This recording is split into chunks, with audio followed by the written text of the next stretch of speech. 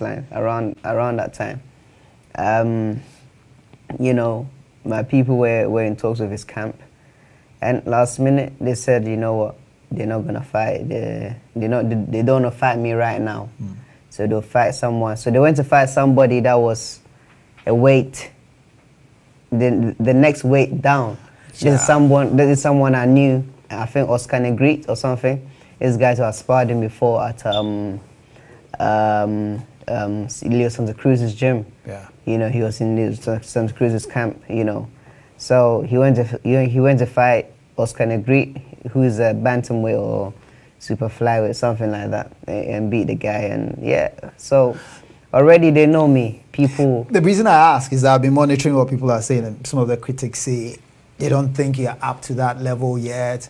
Some say you're overrated and that you'll be found out against people like Guillermo Rigondo or Ray Vargas. You've heard these statements. Of course, people can talk, they can say anything. But every time they write me off, you know, the more they write me off, the more God elevates me, you know. So they can keep talking. That one, when you do good, people talk about it. When you do bad, people talk about it. You know, I'm sure you know the story of that, the farmer of the donkey or something, and the child. You know, yeah. When they sit on the donkey, they say something else. When they walk with the donkey, they say something else. When they put the sun on the donkey, they say something else. So, regardless of whatever we do, they're gonna talk anyway. But we cannot lose focus of the mission.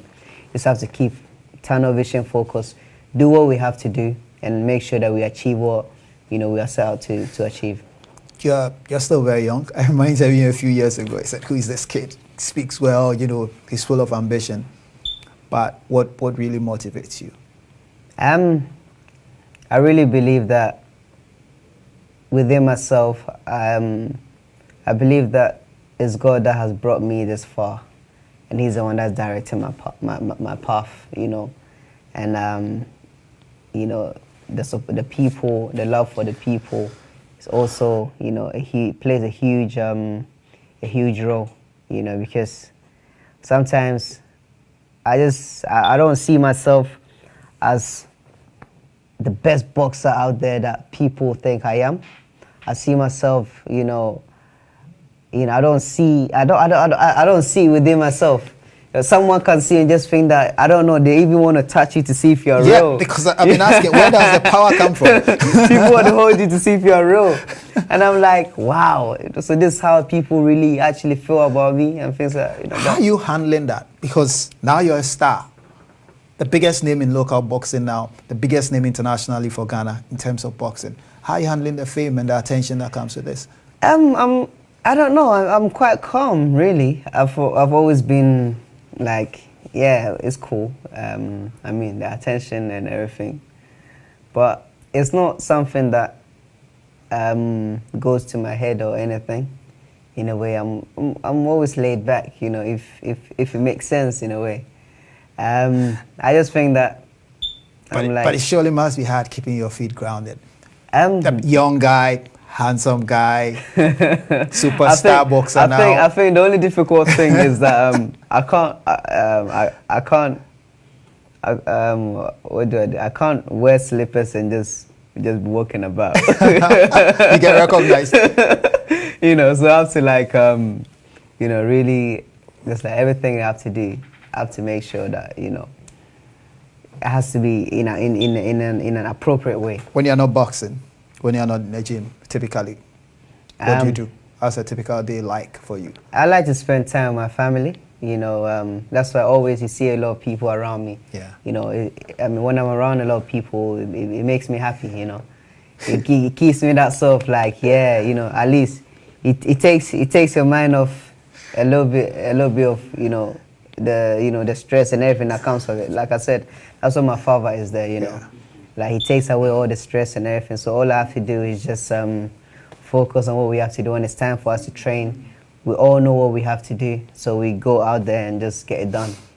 You mentioned God. You mentioned the extent to which you believe he's the one directing your path. And I saw some pretty big men of God in the ring with you. Of course.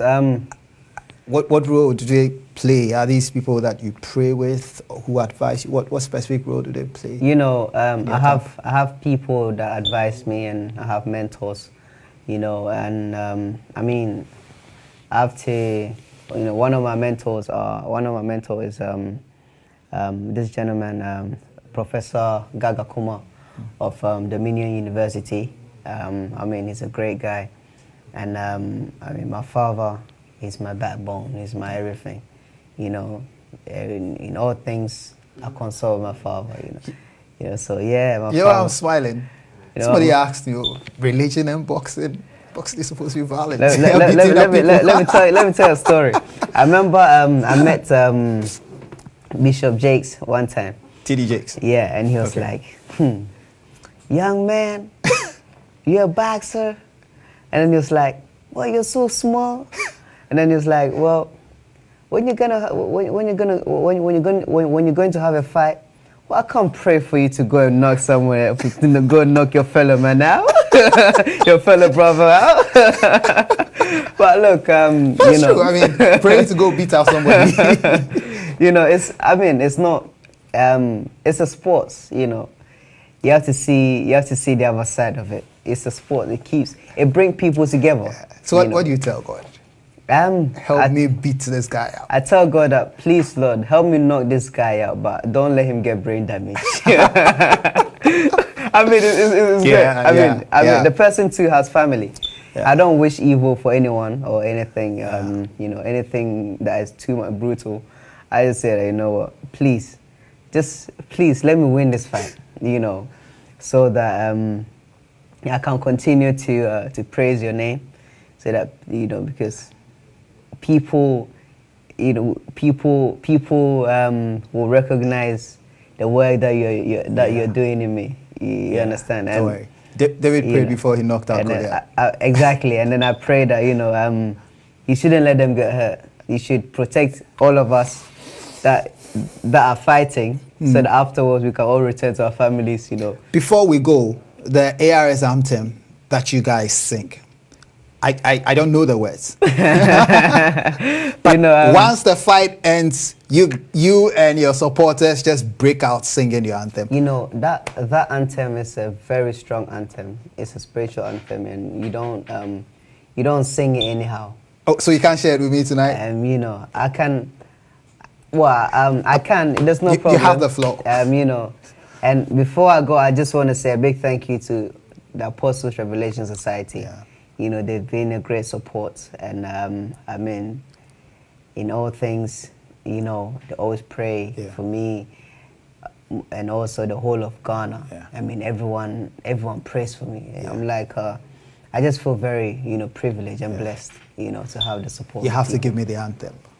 Okay, I'll try my best. Yeah, try it. This one, okay. I think it goes something like this. Ago na nyingba, maupegbe dile ya mebe, miho ketola fenu oda,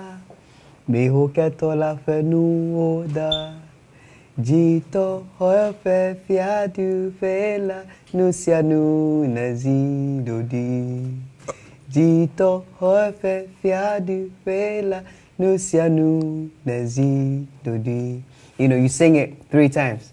You know, what we were taught is that every time you sing it once, the first verse, an angel comes down, a warrior angel comes down. The second time, the second verse, a warrior angel comes down. The third time, a warrior angel comes down. You know, so at that moment, you know you are secured. You can walk through anywhere, and nothing can touch you. You know. If I were Jesse Magdaleno, I'd be afraid. But just final question: you studied, right, at the university? Yeah. But you have a degree in? Well, I have sports and exercise science. I completed college, and I also have a diploma in engineering. Yeah. And you were fighting somebody who is studying law. Yeah. Juarez. Cesar Juarez. Yeah. I understand. But what happened is I took 2 years out. I've taken 2 years out of uni, you know, to fully concentrate on boxing for now. Yeah. But this year, definitely, I'll be going back. You're going back to study? Yeah, I'll be going back to study. And so if you weren't boxing, what would be your alternative career? I'll make sure that, I mean, I'll complete, you know, uni and make sure I get my degree and things like that. I mean, my father is not the kind of man that wants his children to work too much.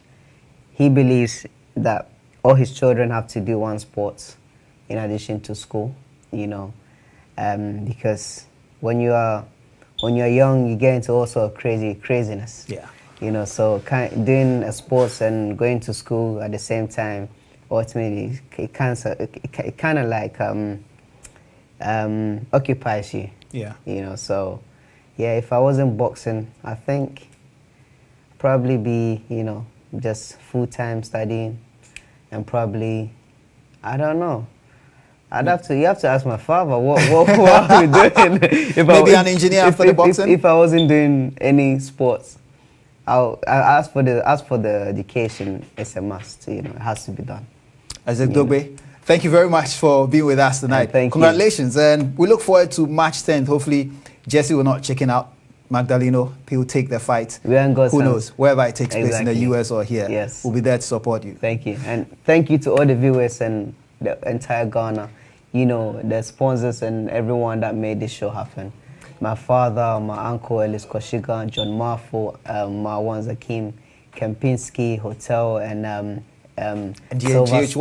Silver Star Auto, Mercedes-Benz. I mean, you guys two were great. Yeah. You know, everyone that was involved, and all the kings and queens that, you know, were present, the whole nation of Ghana. President Rollins, you know, was there. The president of Ghana, Nana Akufo-Addo, you know, our last show, he saved the show, you know. So yeah, I mean, it's great, you know. I'm very thankful and humble for everyone that's supporting me, that is giving me, you know, that